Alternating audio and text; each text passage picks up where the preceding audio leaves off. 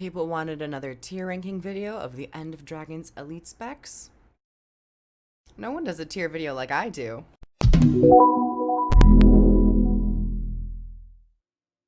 Well, that's probably a lie. There are probably many other people that do a tier video like me. But welcome back, everyone. Today, we are going to be ranking the elite specializations for End of Dragons. Thank you so much to my Discord for asking if I can do this. And I've already done them for Path of Fire and Heart of Thorns and the core professions, so go give those a watch. So thank you everyone for saying that you are interested in yet another one. So I have the tier maker ready. And I love these videos because they don't require a lot of preparation. You just put them in a category and have a sentence or two as to why. So it's perfect. It's very low effort, but it's so much fun. So let's begin. All right, everyone, welcome to this tier maker section. Now we're going to be categorizing the different elite specs for End of Dragons into multiple categories. So I have the categories set up here. Delicious. Flavor. It's got a little bit of flavor. One serving. I'll have it. I'll have a bite. I'll avoid that in terms of like might not be for me, but it's there, and then take it back, I want a refund. These are the categories for the tier that we are going with. Of course, going from top is the best. Bottom, it's a sliding scale if it gets a little less exciting for me. For me. So let's begin with the Blade Sworn. Blade Sworn, delicious. Blade Sworn is truly a great elite specialization. When I played it, my first and very initial response was, this can be put in the game tomorrow, with of course some balancing and some tweaking of certain numbers, cooldowns, traits, but overall it has a really great identity. I feel like the Blade Sworn knows what it is and doesn't try to do anything else. It goes in that direction and it commits to that. Next, Catalyst. Take it back. No. Let's go back to the drawing board. Catalyst doesn't feel, in terms of an elite spec, like it has a unique identity. It feels really like a mash up between Tempest and Weaver, with like the aura sharing and then also like the weaving of the elements. I was expecting something different. I think they really could have gone in the direction of the Jade tech, the Magitech, with the Jade spheres, given the Catalyst a rifle. You can be like an arcane rifle. Something along those lines. If they're going to go with the modern aspect of magic, go a bit heavier into that. But overall, I did not like the Catalyst. I have a video going over the many reasons why I didn't like the Catalyst and the many suggestions that I have. So for me, take it back. Some people might like it, but once again, for me, personal list, take it back. Next, Harbinger. I would say one serving. I like Harbinger because it's very powerful. I'm not a person who really focuses too heavily on the power of things. When I'm testing these out, I really go for theme and how it feels in the universe of Guild Wars 2, and if it feels unique enough. And the power kind of wins me over a little bit, but that power will probably be brought down. And if we're left with a, middle of the road, but decent elite spec, the flavor of this really doesn't give me anything to play. The elixirs are very boring. The elixirs have no interaction with Harbinger Shroud. Blight is cool, but I feel like it should be a little bit more punishing, or at least keep you on their toes a little bit more. Pistol's okay. I don't know. The Grandmasters are a little uninspired. And yeah, I would say one serving. Next, Mechanist. Now we're going into the medium armors. Basically all three of them are lined up. So Mechanist. Delicious. Give me more. I think Mechanist is probably the best elite specialization out of all of these elite specializations for its theme, for its setting, for its creativity, and what it means to be an elite spec. It gives a pet to a class that has never had a pet, unless you're considering turrets to be pets. But statement still stands. Mechanist, wonderful. The mech is a shining star in the world of Cantha, and I'm really excited to actually play it when End of Dragons launches. Next, Spectre.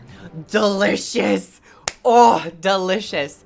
I absolutely am in love with the unique style of single target healing and ally targeting skills. It's it's the newness with an elite spec that I'm really looking for, and how it spices up the combat that we have so lovingly grown to appreciate and enjoy over the 9 years of playing this game and its lifespan. So Spectre, delicious. One thing though is targeting. Targeting needs to be redone and retouched up, but that's not really the onus of the Spectre, more so just like back end overall system refinement. And now Untamed. I'll avoid that for now. I don't think it's as bad as Catalyst, so it's definitely a tier above. However, and I recently made a video, I feel like there's a lot missing to the Untamed, and there's a lot of interactions that don't necessarily work or could work, but they've just chosen not to in its design. So with that being said, the theme, it's there, but it's not fully realized to the caliber of an elite spec that I expect and would hope for an expansion. I feel like elite specs are really the driving force for people to purchase them. Of course, the story and the maps are a great influence as well, but elite specs, it's like what people are really having their eyes out for and are very critical of because they want them to be so good. So Untamed, I'll avoid that. Next up, Vindicator. Flavor. It's got more flavor to the point where I'd be like, okay, I could play Vindicator a little bit more. Greatsword is probably my favorite aspect of this. The duality of the legend is an interesting and flavorful idea, but I really do not like how it feels in action. I really think that this should just be a feature where you select the utility skills that you want, or allow the Vindicator to pick which legend they want, whether it be St. Victor or Arcamoris. I think having them combined on one is a little clunky, is a little of a disconnect in terms of the fluidity of the game. So with that said, I still think that the Vindicator has a lot of flavor. Next up, Virtuoso. Now, Virtuoso, controversial brave, needs buffs, a lot of buffs. But the flavor? I think it's got flavor. I think I'll say this has the flavor. And I've said this multiple times, but I really did enjoy the Virtuoso when I first played it. I just think it needs buffs. I think the bottom trait line needs a rework. I don't think this should be a condition elite spec. It doesn't really feel like the bleeding does anything. But with that said, I love the projectile aspect and the ranged aspect of the shatters, of the dagger, of the psionic abilities, which honestly could just be called cantrips. So I really enjoy that. I do think there needs to be buffs though. But with that said, once again, I'm someone who really focuses on the theme and what it feels like in the world of Guild Wars 2 and Tyria. And so for me personally, Virtuoso is good. And then next, my main, Willbender. Oof. You hate to see it. You hate to see it. You hate to feel it. I feel that while I enjoy Willbender, it needs not only certain buffs, but I think visually it could be a little bit more interesting with the Willbender flames. The animations are very toned down, yes, and there are a couple interesting animations like with the Elite, but I think overall, after Firebrand, it feels like a step in a more normal direction, which I think is better for the balance of the game. Firebrand is efficacy-wise extremely strong, but I find it to be one of the more boring ways to support people. And Willbender is just a little bit more of a restrained. So I would say one serving. I'm definitely on the lookout to see about buffs, if they do buff and help Willbender be able to kind of secure a target. Maybe I'll bump this up to the flavor category, but I don't think Willbender will ever hit that delicious category for me. But there can always be changes to these elite specs where we see things shifted around. And yeah, this would be my tier ranking. Delicious, Bladesworn, Mechanist, and Spectre. They are carrying. Coming in a close second, we have the Vindicator and the Virtuoso. Many people might not agree with Virtuoso. It's totally fine. I see you. One serving, you know, it's good. It's middle of the road. I would probably say Harbinger and Willbender. which is interesting because Scourge and Firebrand were like the standouts for Path of Fire. They really kind of dropped down a couple pegs. And then Untamed, I'll avoid that, but you know, maybe some people enjoy it more. I just think it needs a little bit more to it.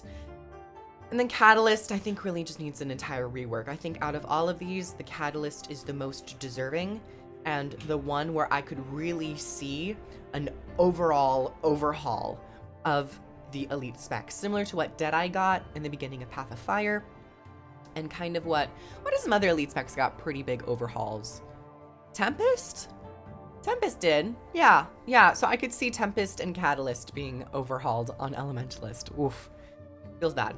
So thank you everyone so much for coming by and watching this tier maker video. Once again, I have other tier making videos where I've categorized Heart of Thorns, Path of Fire, and the core professions. These will be on the screen probably right now. Thank you everyone for coming. Like the video, comment down below your thoughts. How would you rank these elite specs? And subscribe for more Guild Wars 2 videos. I'd love to see you around. If you'd like to pre-order End of Dragons, I have links down below. And if you'd like to help support the channel, I have a Patreon. Thank you everyone once again, and I'll see you all in the next one. Take care. Mwah!